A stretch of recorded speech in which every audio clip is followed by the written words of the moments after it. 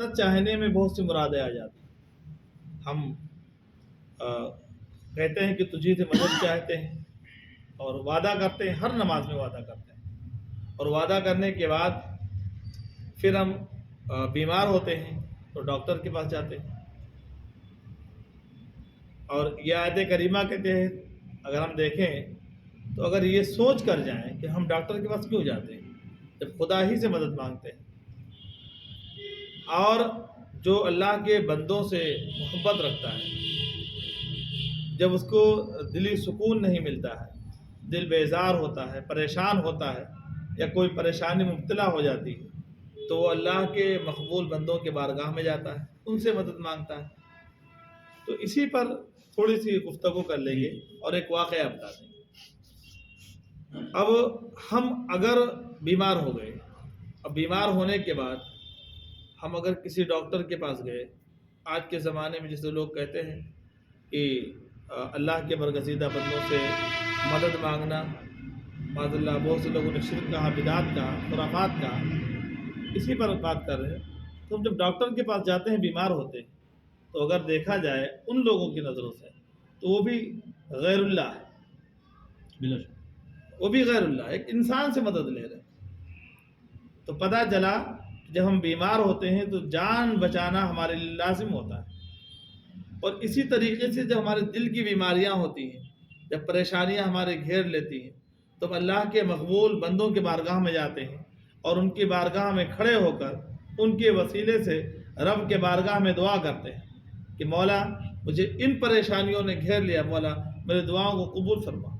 تو اللہ کے وہ مقبول بندوں کے صدقے سے وہ دعائیں ہماری قبول ہو جاتی ہیں۔ اسی کو کہتے ہیں کہ اگر ہم کسی صاحب مزار کے بارگاہ میں جائیں اور جانے کے بعد اگر ہم یہ تصور کریں، بات سمجھ لیجئے گا، اگر ہم یہ تصور کریں کہ ان کے پاس جو طاقت و قوت ہے یہ انہی کی خود ذاتی ہے، تو وہ شرک ہے، تو وہ بلا شبہ شرک ہے۔ لیکن ہم تو ایسا مانتے نہیں، اہل سنت والجماعت ایسا کہاں مانتی؟ وہ جب وہ کہتی ہے کہ اللہ کے ولی ہیں،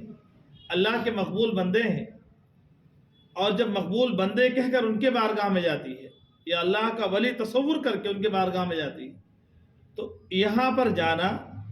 اور ان سے مراد مانگنا، اگر یہ استعانت باللہ ہو، یعنی جو کچھ آپ کے پاس طاقت و قوت ہے یہ اللہ کی دی ہوئی ہے، یہ سوچ کر اگر ہم جاتے ہیں تو وہاں پر جانا باعث ثواب، باعث برکت اور مستحسن، ہم فیوز و برکات کے لیے جاتے ہیں۔ اسی طریقے سے واقعات میں اللہ کے مقرب بندوں کے بارگاہ میں جا کر اپنے لیے دعا خیر کرنا، اپنے لیے دعا کرنا، ان کی بارگاہ میں جا کر رب کائنات سے اپنی دعاؤں کو قبول کروانا، یہ صرف اور صرف یہ امت کا ہی نہیں بلکہ اگر ہم دیکھیں اس کا تصور تو دیکھا جائے تو حضرت زکریا علیہ السلام کی بھی سنت ہے۔ حضرت زکریا علیہ السلام کا واقعہ ہے کہ آپ بیت اللہ شریف کی صفائی میں ہمیشہ رہا کرتے تھے اور خدمت گزاروں میں کرتے تھے۔ آپ کے ہاں کوئی اولاد نہ تھی اور آپ اللہ کی بارگاہ میں ہمیشہ دعا مانگتا تھا کہ مولا ہم کو نیک اور صالح اولاد عطا فرما۔ قرآن پاک میں اس کا ذکر بھی ہے، اور آپ دعا مانگتے تھے، اور آپ کی دعا بہت دنوں تک آپ دعا مانگتے تھے۔ ایک دن کا واقعہ ہوا جب حضرت مریم علیہ السلام کی پیدائش ہوئی تو ان کے والدہ نے ایک دعا مانگی تھی کہ اگر میرے گھر میں جو بچی یا بچہ پیدا ہوگا اس کو میں بیت المقدس میں چھوڑ کر آؤں گی، وہاں کی خدمت گزاروں میں یا وہاں کے خادموں کے لیے، کہ وہاں کی خدمت کرے۔ آپ کے ہاں جب حضرت مریم کی پیدائش ہوئی تو آپ ان کو لے کر اور بیت المقدس پہنچے۔ تو بیت المقدس پہنچی تو وہاں پر یہ ہوا کہ حضرت مریم کس کے پاس رہیں گی؟ تمام خدام تھے، ہر شخص چاہتا کہ میرے پاس رہیں، تو سب لوگوں نے کہا کہ ایسا کریں قرآن اندازی کر لیا جائے، جس کا نام آ جائے گا اس کے سپرد کر دیا جائے گا۔ تو قرآن اندازی کیا گیا، تو ایک مرتبہ کیا گیا تو حضرت زکریا علیہ السلام کا نام آیا، دوبارہ کیا گیا پھر حضرت زکریا علیہ السلام کا نام آیا، جب تیسری مرتبہ کیا گیا تو پھر حضرت زکریا علیہ السلام کا نام آیا، اور حضرت زکریا علیہ السلام حضرت جو مریم علیہ السلام کی والدہ کے قریبی رشتہ داروں میں سے بھی تھا۔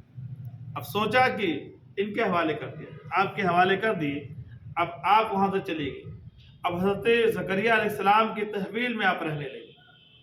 اور جب آپ کہیں جاتے تھے تو ایک محراب بنا ہوا تھا، اسی میں حضرت مریم کو بیٹھال دیتے تھے، اور بتایا جاتا ہے کہ باہر سے بند کر دیتے کہ بچی ہے کہیں باہر نہ نکل جائے۔ اور حضرت زکریا علیہ السلام فرماتے ہیں جب میں آتا تھا تو میں کیا دیکھتا ہوں کہ بے موسم پھل مل جاتے ہیں۔ آج کے زمانے میں بے موسم پھل ملنا بہت آسان ہے، جو پھل ہمارے ہندوستان میں نہیں ہو رہے ہیں وہ کسی بھی ملک سے آپ منگا سکتے ہیں، لیکن اس زمانے میں اتنا آسان نہیں تھا۔ کہاں بیت المقدس اور بے موسم پھل مل جانا، ٹھنڈی کے پھل گرمی میں، گرمی کے پھل ٹھنڈی میں۔ تو حضرت زکریا علیہ السلام نے ایک مرتبہ حضرت مریم سے پوچھا کہ بچی یہ بتاؤ تم کو یہ پھل کون دیتا ہے؟ تو فرماتی ہیں کہ مجھے میرا رب دیتا ہے، فرماتی ہیں مجھے یہ میرا رب دیتا ہے۔ اب سوچنے کی بات، حضرت مریم ایک ولی کاملہ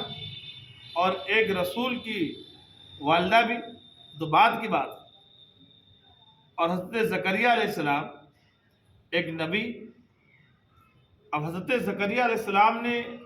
حضرت مریم کو ایک اونچی جگہ پر بیٹھایا اور ان کو سامنے بیٹھال کر دعا کیا کہ مولا مجھے اس نیک بندی کے صدقے فعل سے مجھے نیک اور صالح اولاد عطا فرما۔ اتنا آپ نے دعا کیا تھا کہ اللہ تبارک و تعالیٰ نے آپ کی دعا کو قبول کر لیا، اور اللہ کا مقرب فرشتہ آپ کی بارگاہ میں حاضر ہوا اور عرض کیا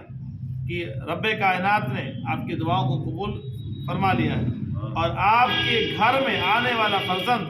نیک اور صالح ہوگا، اور آپ کے بعد وہ نبی ہوگا، اور ان کا نام حضرت یحییٰ علیہ السلام۔ تو اللہ کے مقبول بندوں کے بارگاہ میں جانا، ان سے فیوز و برکات حاصل کرنا اور ان کے وسیلے سے دعا مانگنا، یہی نہیں بلکہ اور قریب کے زمانے میں چلے جائیں، آدم علیہ السلام کی بارگاہ میں چلے جائیں۔ تو آدم علیہ السلام کی بھی سنت ہے، آپ نے جب دنیا میں آئے اور آپ اللہ کی بارگاہ میں دعا کرتے رہے، بارہا دعا کرتے رہے، روتے رہے، گڑگڑاتے رہے، لیکن ایک مرتبہ یاد آیا کہ عرش اعظم پر ہم نے دیکھا تھا کہ ایک کلمہ لکھا ہوا تھا، لا الہ الا اللہ، اور اس کے ساتھ ایک اسم اور تھا، وہ اسم گرامی محمد رسول اللہ صلی اللہ علیہ وسلم۔ تو حضرت آدم علیہ السلام نے اللہ کے بارگاہ میں دعا کیا کہ مولا میرے خطاؤں کو اپنے اس مقبول بندے کے صدقے سے میرے خطاؤں کو بخش دے۔ تو اللہ تبارک و تعالیٰ نے حضرت آدم علیہ السلام کی دعا قبول فرمائی، اور جب حضرت آدم علیہ السلام دنیا میں آئے تھے تو رات کی تاریکی تھی، اجالا نہیں تھا۔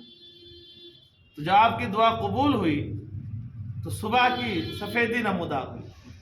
تو آپ نے اللہ کا شکر ادا کیا اور 2 رکعت نماز ادا فرمائی۔ تو آج جو نماز فجر پڑھتے ہیں، جو 2 رکعت نماز ہم فجر میں ادا کرتے ہیں، یہ حضرت آدم علیہ السلام نے وہ نماز جو ادا کی تھی، وہی نماز ہم نماز فجر میں پڑھتے ہیں۔ تو کتنی بڑی بات، پتہ چلا وسیلے سے دعا مانگنا، اللہ کے مقبول بندوں کے بارگاہ میں جانا، یہ انبیاء کی سنت ہے، نبیین کی سنت ہے، علماء کی سنت ہے، صالحین کی سنت ہے، بزرگان دین کی سنت ہے۔ یہ امام اعظم کا طریقہ ہے، امام شافعی کا طریقہ ہے، یہاں تک کہ صلحاء صالحین بزرگان دین کا یہی آداب ہے، اور یہی ہم بھی کرتے ہیں۔ لیکن آداب رکھنا، یہ بھی علماء نے حکم دیا کہ آپ کم سے کم 2 سے 2.5 فٹ 3 فٹ صاحب مزار سے دور کھڑے ہو کر آپ فاتحہ خوانی کریں۔ یہ آداب بتایا گیا ہے، 2 سے 3 فٹ کی دوری پر آپ ان کے بارگاہ میں جائیں اور ان کے بارگاہ میں آپ دعا کریں، اور اگر آپ ان کو فیوز و برکات چاہتے ہیں تو پھر بتایا گیا ہے، اگر فیوز و برکات چاہتے ہیں تو آپ صاحب مزار کے سینے کی جانب اپنا چہرہ کر بیٹھ جائیں، جیسے ہم بیٹھے ہوئے ہیں، پیٹھ قبلہ رو، اور بیٹھنے کے بعد آپ جو درود شریف پڑھیں، اور سورہ تکاثر الہاکم التکاثر 11 مرتبہ پڑھیں، اور انا للہ و انا الیہ راجعون 100 مرتبہ پڑھیں، اور پھر درود شریف پڑھیں اور آنکھ بند کر بیٹھ جائیں، اور صاحب مزار کا فیوز و برکات آپ کو ملے گا انشاءاللہ۔ یہ۔ لیکن دل جمعی کے ساتھ، دل صاف ہو، دل صاف کر کے فیوز و برکات کے لیے جائیں تو آپ کو صاحب مزار کا فیض ضرور ملے گا۔ اور اسی لیے کہا گیا ہے قرآن پاک میں، ارشاد فرمایا کہ یا ایھا الذین آمنوا لا تبتغوا الیہ الوسیلہ، اور یہ آیت سے بھی واضح ہو گیا کہ ہم اللہ کے مقبول بندوں کی بارگاہ میں جائیں، ان سے فیوز و برکات حاصل کریں۔ اسی لیے قرآن پاک میں اللہ تبارک و تعالیٰ نے فرمایا ہے کہ ایاک نعبد و ایاک نستعین، ہم تجھی سے مدد چاہتے ہیں۔ مولا تبارک و تعالیٰ ہم سبھی کو اہدنا الصراط المستقیم پر چلنے کی توفیق اور رفیق عطا فرمائے۔ وما علینا البلاغ۔ السلام علیکم۔